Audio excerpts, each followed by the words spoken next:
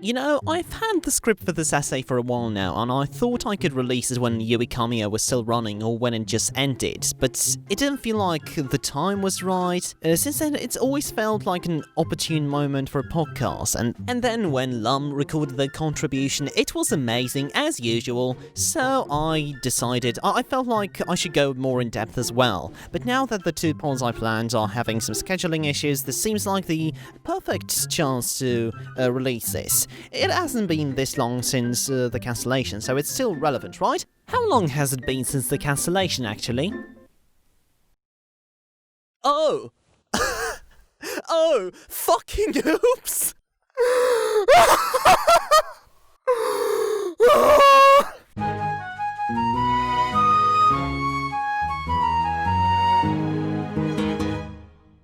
YUI KAMIO Let's Loose is the Shonen Jump manga by Hiroshi Shibachi, known as the creator of Nura Yais of the Yokai Clan.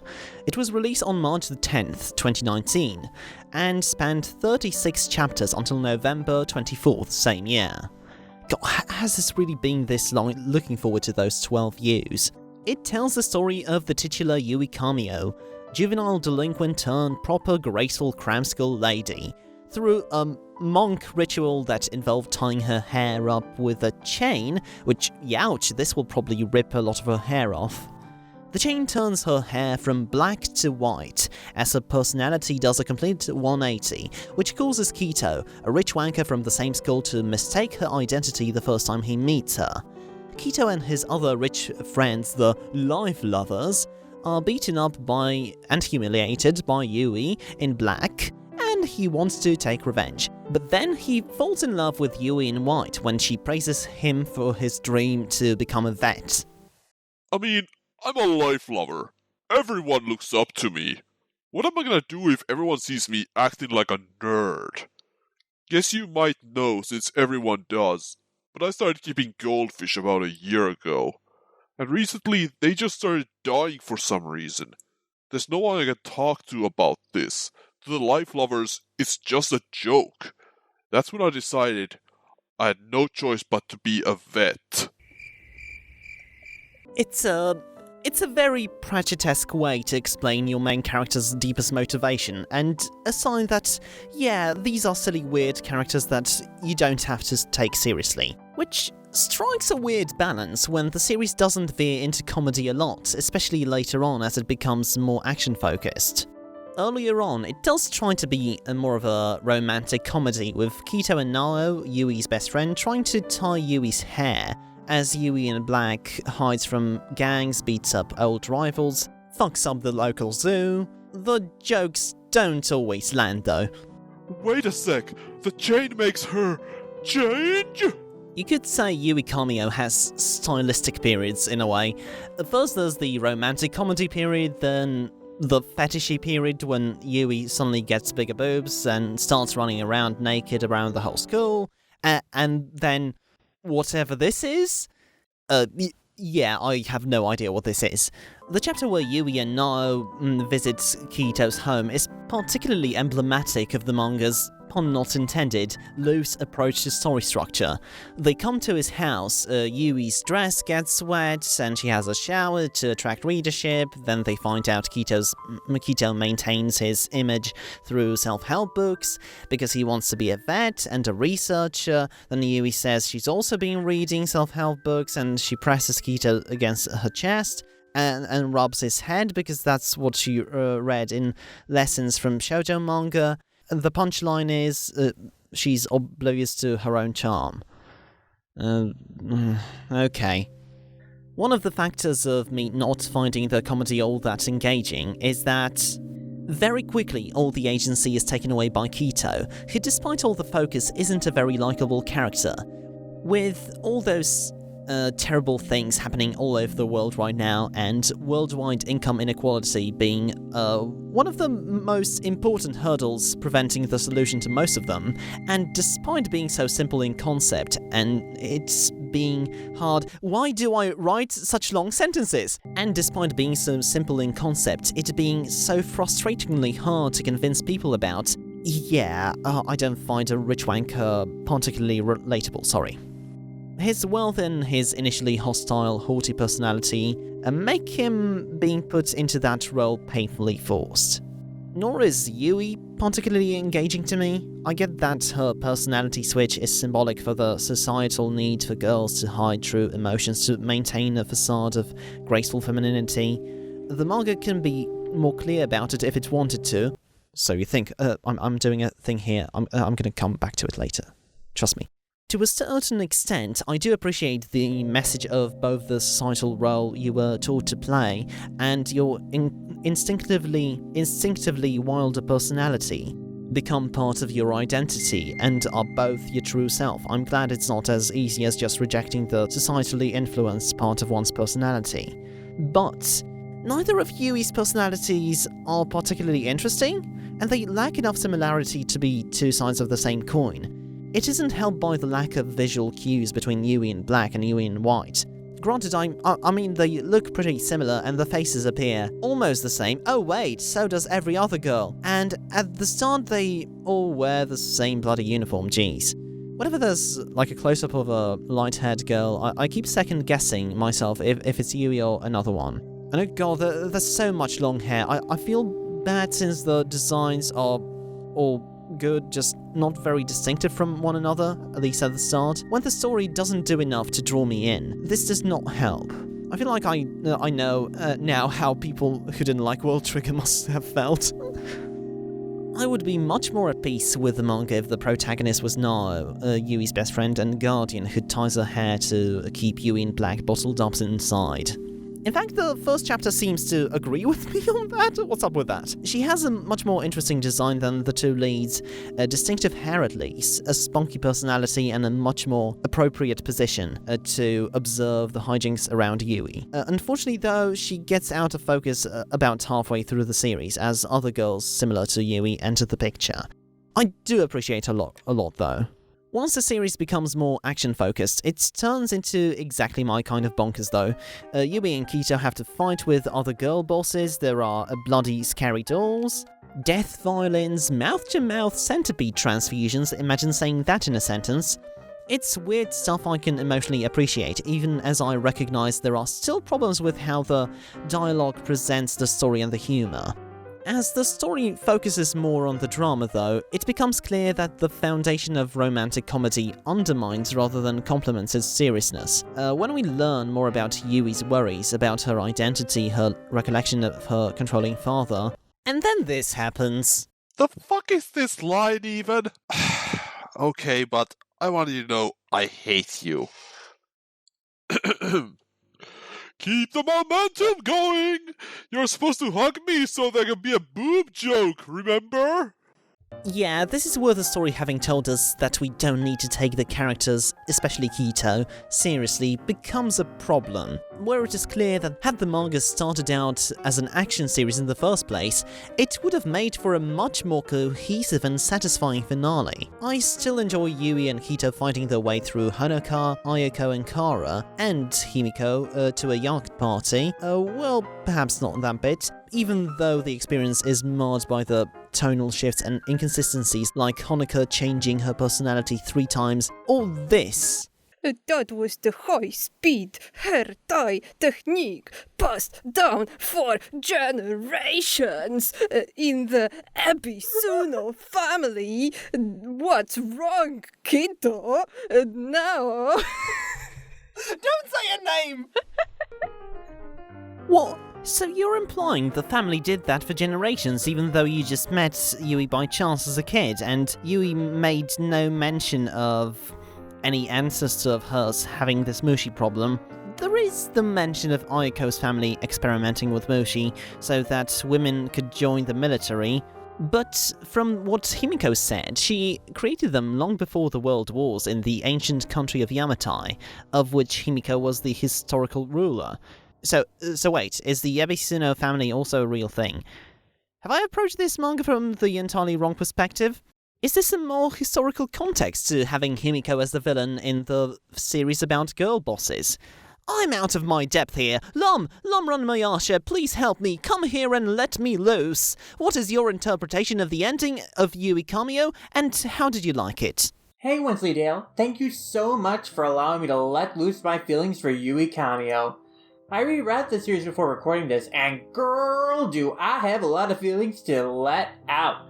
Before I can share my thoughts on the ending, though, I honestly just have to talk about my thoughts on the series as a whole and its central themes. First off, I will say I didn't actually know Himiko was a real historical figure before doing research, but personally, I feel not knowing the references to Japanese history and culture in this series doesn't hurt one's ability to appreciate it, similar to how not knowing the Japanese history and mythological parallels in the Wano arc of One Piece aren't necessary to enjoy that story either. However, I do think it's interesting. Himiko herself is a very nebulous figure because not much is really known about her other than she ruled Japan from the lost land of Yamatai. But because of that, Himiko has been appropriated in many different contexts in Japanese culture. She's been portrayed in different media as a heroic symbol of women in power, as a power-hungry villain, and even as an erotic fantasy. However, Himiko's status as the oldest named figure in Japanese history, and a woman who held significant power as a queen, whose legacy and status was diminished to downplay the fact that women used to have more political, economic, and spiritual power in early Japanese history prior to patriarchal ideas being disseminated and imposed by Buddhist and Confucian ideology and influences, is an important reflection of the themes of the story of YUI Kamio itself. YUI Kamio's version of Himiko explicitly says she created Muji as a means of protecting herself because the men of her society wouldn't recognize her authority and insisted on their own kingship. As such, she had to hide herself away and nurture other girls who've been restricted by patriarchal conventions like she had to come into their own as powerful women so that they can create a world where they are simply allowed to be. Essentially, YUI Kamio is about powerful women fighting back against the pressures of patriarchal social restrictions. This is symbolically tied into the very premise of the series. Yui is forced to wear a chain to seal away her physical strength and her assertive personality, creating her white personality in which she is much meeker and traditionally feminine. A proper young lady, as the monk describes her after they put the chain on her. And that is one which apparently is someone who can be controlled and conformed to how a patriarchal society expects a woman to behave. It is definitely very on the nose that a group of men decide what is best for Yui against her wishes and define what kind of personality she should have. In contrast, her mother was very supportive of her as a kid, treated her with love, and was content to let her grow into her own. It was her father who wanted to control her behavior in order to keep up appearances because of his stature in society. And it's also significant that the men who tie the chain on her are monks, a part of the very Buddhist and Confucian sects that spread and imposed patriarchal rhetoric and social norms in Japan in the first place. I will interject here to make clear that I, as someone assigned male at birth, do not have the lived experience to authoritatively speak about how women are socially stigmatized by patriarchal values, and I would really love to see an alternative analysis on the series from someone with those experiences. That said, this is a subject I'm very interested in and have tried to listen and learn about, and I really feel it's what the series explores.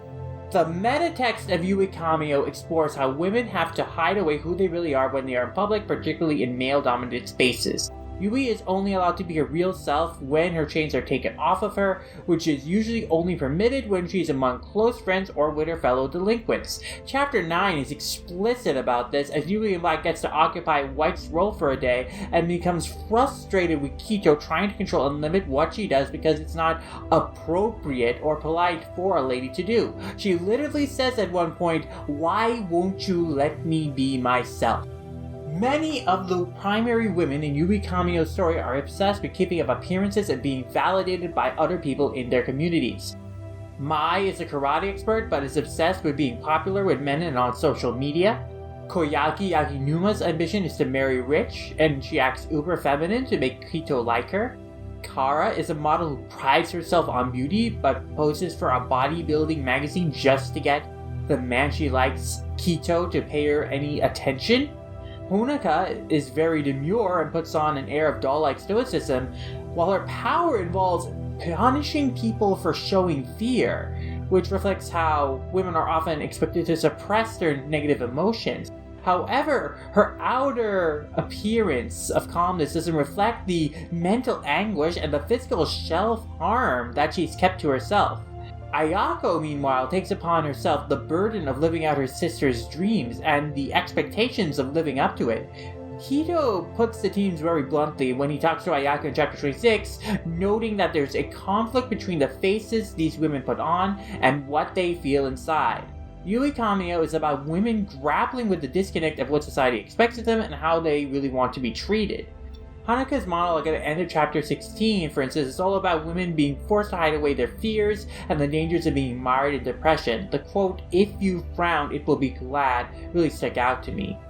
It seems to refer to how society wants to beat women down emotionally until they can't resist patriarchal conventions, and the burden lies on women to smile and pretend nothing is wrong with them. They are expected to expel their negative emotions all by themselves. So, in this reading, Yui has a split personality because she doesn't know how to healthily express her true feelings in her white form, where she must maintain a facade of pleasantness. For instance, Yui in white summons Black herself to vent her frustrations after listening to Goto Yakinuma's sexist and objectifying remarks about her. In this moment, Yui can't ignore anger anymore, and she lets loose. And that's explicitly why Yui in Black exists, as a way for Yui to vent her anger and the frustration she has in the form of the kind of person she wishes she could always be. And chapter 14 makes this even clearer, explaining how Yui used to be able to express herself more openly, but as she grew older, she was socially pressured into repressing her emotions and remaining passive. It's a real crisis of identity she has, and I think this is informed by the disconnect that women are often faced as they're forced to adopt feminine social roles and values as they grow older. Yui in white sees herself as the fake personality, and Yui in Black as the real her. But the fallacy here is that Yui in white thinks that only one side of her can exist, and she wants to erase the version of her that was created by society. In fact, Yui in Black exists to protect Yui in white by allowing her to give into her impulses, and by giving herself that outlet, she is able to resist and suppress the even darker impulses that are growing within her, which are symbolically represented by the Mushi. Mushi are interesting because in the series they are described as being summoned or created by the anger in young women and changing their personalities. They are seen as a problem to be sealed and suppressed. They are added into their bodies when they reach puberty, and this really feels like a clear metaphor for how social expectations of women starts to change around when they come of age. And Mushi are very notably don't normally take root in men, and I believe this is because men are usually free to express their impulses, including anger. And for men, it is seen as more socially acceptable than it is for women to express their wants and desires. The fact that Mushi were weaponized by the military to turn young girls into soldiers to control them for the sake of their benefit also reflects the historic exploitation of women being treated as tools for a patriarchal society rather than people. And this also, I think, is reflected by how men in the series often treat the female characters. Early on, Now mentions that men fall for Yui in white, but they leave when they can't take the pressure. And later, the character of Goto Yakinuma only sees Yui superficially and as a symbol of purity that he wants other girls to emulate. He even sees his sister as someone lower in social status than him and says that she only exists to serve him. The series frequently comments on and criticizes how men often are only interested in the fantasy of a perfectly kind, flawless, beautiful, soft-spoken, submissive woman to be around them, but don't actually want to do the work in developing relationships with women who have their own interests, problems, emotions. They don't treat them as people.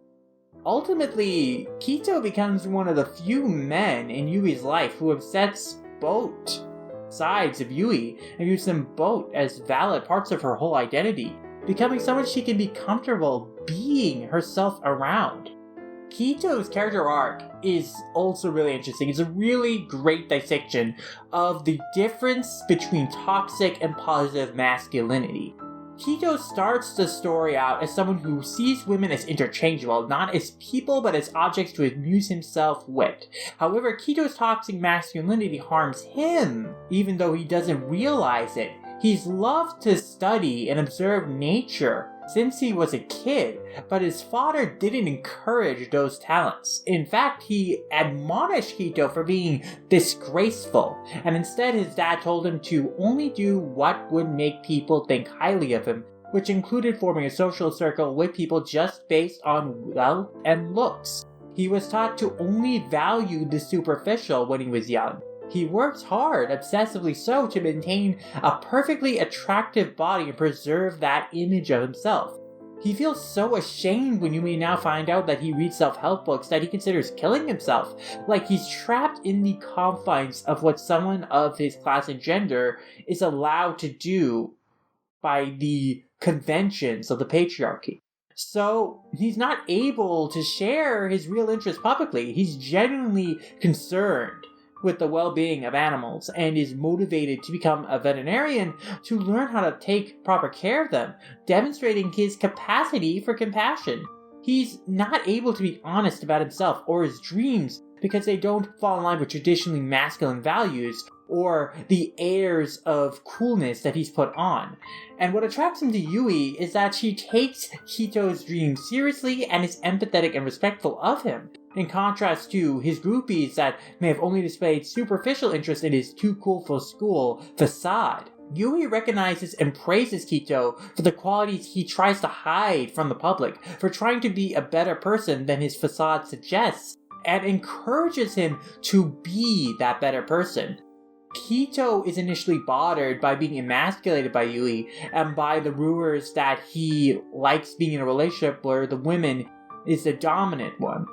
But eventually he learns not to care about appearances and how other people perceive his relationship with Yui, and that not being as strong as the women around him doesn't compromise his masculine identity. Yui and the other women he meets over the course of the story challenge his regressive views on women and force him to reevaluate his belief in traditional masculine and feminine social roles. In Chapter 9, Kito redirects bullies harassing Yui non-violently, and Yui in Black compliments him on being a real man for simply being considerate and looking out for Yui when she was in trouble, rather than for any traditional display of macho-ness. And Kito's character arc further progresses in Chapter 13 when he is confronted with a character who reflects his former classist and sexist ideals to an extreme in the form of Goto Yakinuma. And he criticizes him for not treating his sister and Yui with respect and empathy, and being inconsiderate of their feelings. And it is here when Kito finally stops caring about appearances, punching Goto and declaring he doesn't care how it looks, and he doesn't want to be at a school that only prides itself on superficial social status. Later, when he confronts Honoka, he hugs her and assures her she doesn't need to cut herself. In Chapter 22, he realizes he can't hold a candle to the girls in terms of combat ability and is only dragging them down instead of protecting them. And instead, how he's able to help is by recognizing Ayako's unhappiness in adopting her sister's role and vendetta, and empathizing with her, and encouraging her to be true to herself and her feelings. By the end, Kito accepts that he is not more powerful than the girls, so he can't solve problems with violence. Instead, he defeats them by empathizing with them, and encouraging them to let loose the feelings they're suppressing. So, my thoughts on the ending. Basically, it's all a culmination of the series of themes. Kito validates both halves of Yui as equally true and real parts of herself that she should embrace, and that she doesn't have to vent her anger and negativity by herself, and that he will be there to help her work through it. Thematically, I think it's very satisfying and poignant. Truthfully, my biggest complaint about the series' ending is that it was so clearly cut short, and Shibashi clearly had so much more he wanted to explore, and so many cool new girl bosses he was going to introduce. And I really do wish the series could have ended on a more closed-off note than it did, and didn't necessarily go out on a gag. but I do still think it's nice it ends on a happy note where all the characters are celebrating together, and that last gag shows that Yui in White has become more comfortable expressing her anger and letting her feelings and her other self loose. Writing this and recording this made me realize that there's just so much to love about YUI KAMIO. It was a woman-led battle manga shonen jump that was genuinely interesting, critiquing toxic social gender norms and celebrated powerful women. It was truly something unique and special, and I'm so sad and upset that it ended far before its time. But man, I went for a long while there. Maybe I should tie my own hair in a chain to keep my emotions under control. But that's enough for me. How do you feel about the series overall, Wensleydale? Well, there you go. Thank you for your YUI KAMIO cameo, Lum. This is why I love to have you on. You always manage to change my perspective about the series we've read. After rereading YUI KAMIO, I can definitely say I can see its story in a different light. Your observations on how the manga portrays patriarchy fucking up not only its numerous female characters' lives, but also Kito, definitely ring true. While my complaints about the structure and tonal shifts remain, applying feminist theory to YUI KAMIO's themes and conceits works really well, and I'd love to see a reading of the manga from the perspective of someone living as a woman or raised female. So far, I've found a live reaction series to it.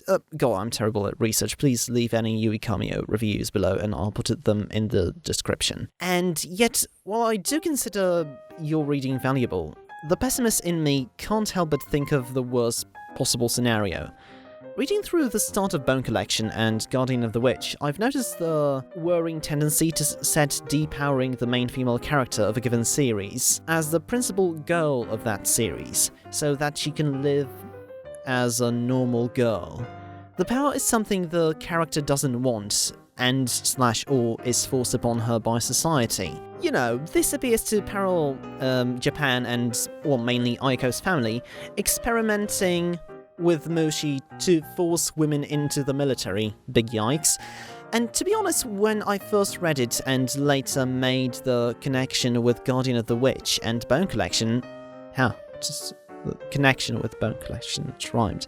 I thought of it less as a feminist critique of the objectification of women and more as the conservative martyr complex narrative that feminism is forcing women to be big and strong against the will. What they really want is to be passive, demure housewives. Now, clearly in YUI KAMIO, this isn't exactly the case, with Yui herself thinking Yui in Black might be her real self, but as the story progresses, the thought is definitely there. We see numerous times as the keeping the white facade is framed in a positive light, so much so that it stretches outside of the boundaries of the side of my personality that was created by patriarchy's expectations of me, is something I can't easily discard and something that I have to accept as part of myself, and veers more into the territory of, it's good that this society is controlling my rightful rage sometimes. This control has to be protected. Because,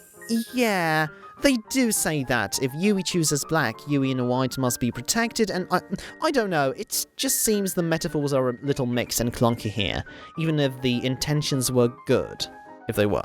Gods know I've made mistakes like that in my writing. Nowhere is that more noticeable than in Hanoka's fight. Well, at the end, Kito ties her hair to make her beautiful, to calm her down after she displays her self-destructive tendencies and breaks down herself as a doll to harm Yui. So in this case, the chain is a way for patriarchy to control young women's emotions, but good, actually? It doesn't help that by Aiko's arc, Kito becomes the central character and pretty much solves everyone's problems and drives all the character relationships. I hope it's clear why that's a problem in a supposedly female-led series that wants to discuss sexism. And the way he tells Aiko he doesn't like that her music is less gentle now. Oh, but wait. Yui in Black is actually a mechanism to prevent the big demon Mushi sealed within her from surfacing, so she herself is a form of control as well, but That's not how she... What? What's that supposed to represent? The deeper I get into the series, the more questions I have. I do appreciate Eine kleine Nachtmusik, though. That's a top-tier pun. I should probably mention that I don't have total confidence in what I'm saying here. Not only am I the wrong person to talk about this, as I've not lived the experience either, I also have no right to talk about intent here. Whether Shibachi's text was intended as one opposing patriarchy or one protecting it, I think either interpretation is valid, and while I do think that the messaging is not being very clear and isn't an excellent satire, at least I think either is valid. Maybe I should read Nura Rise of a Yokai Clan to get a better idea of what the author's like. You might say that Lum's interpretation is the interpretation in white, while my interpretation is in the interpretation in black. Oh, please kill me. Before we finish, I think I should talk a bit about Himiko and Yui's confrontation with her. Immediately at its beginning, Himiko thanks the Mushi within Yui for turning her into a warrior. She's done so with the Mushi time and time again to defend the land of Yamatai, and is unable to fathom that Yamatai no longer exists. From the other side of a mirror, Kito sees Himiko's true reflection, a monster. Himiko randomly decides that she needs to kill Kito to awaken the Mushi inside Yui. Yui enters a fit of rage, but Kito's body is reformed by the Mushi inside him, and he shouts out to Yui so that she doesn't lose sight of herself. He yells that he loves her and that she doesn't have to choose between the two personalities, and wants to see all sides of her. Himiko absorbs the Mushi, I think, and then Yui in black ties her hair, and I think entrusts Kito to white, thus making a choice here. The question is, how do we interpret that choice? And how we interpret the framing of Himiko? Let's apply some good old Wensleydale pessimism here and say Himiko is framed as bad, which she is, and that the moment that we interpreted as sympathetic when she mentions that there were men that didn't accept her rule and fought her, and that she had to protect herself from them.